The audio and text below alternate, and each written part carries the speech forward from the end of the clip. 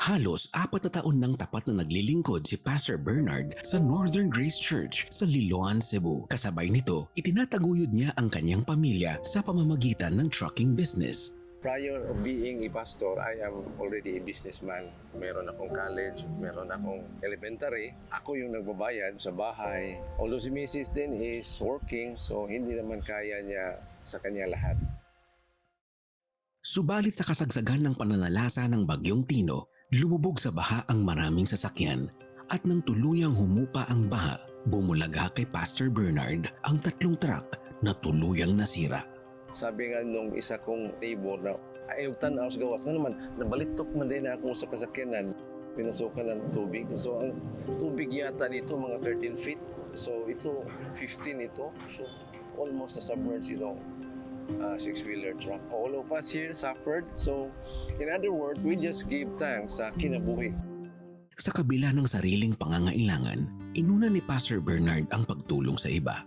Nag-volunteer siya sa Operation Blessing nang mamahagi ng mga food bag sa mga nasalanta ng bagyo. It became therapeutic for me. Nang parang nalimutan ko na victim din pala ako kasi we go here, we help here. But when time came na nibalik na Miss Balay, kahit tinidor wala, kahit kutsara wala, anong gawin natin dito? Wala pa tayong source of income kasi wala. So doon ako medyo na down na human din pala tayo kahit pastor tayo. I always believe na God closes a door, He will open a window. Ngayon, ganito ito, wala tayong income ngayon, baka bukas na in God's time. Sa muling pagbalik ng Operation Blessing sa Cebu, naranasan ni Pastor Bernard ang katapatan ng Diyos. Siya ay napabilang sa mga beneficiary ng Livelihood Rehabilitation Project ng Operation Blessing. Nakita nga na ang lawak ng damages, even the livelihood ay naapektuhan, severely affected.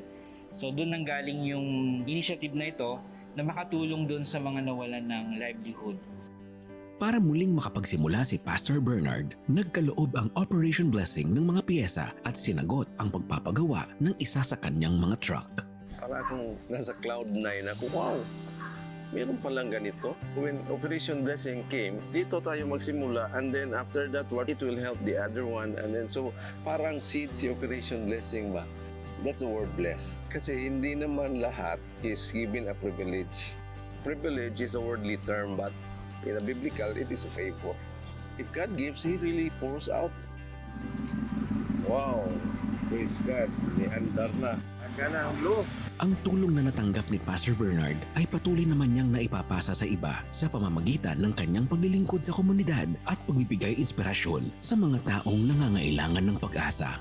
For the Operation Blessing, I am really thankful sa ginawa niyo sa akin from the bottom of my heart and just continue to be used by God. Maraming natutulungan, maraming natuwa, maraming lives na change.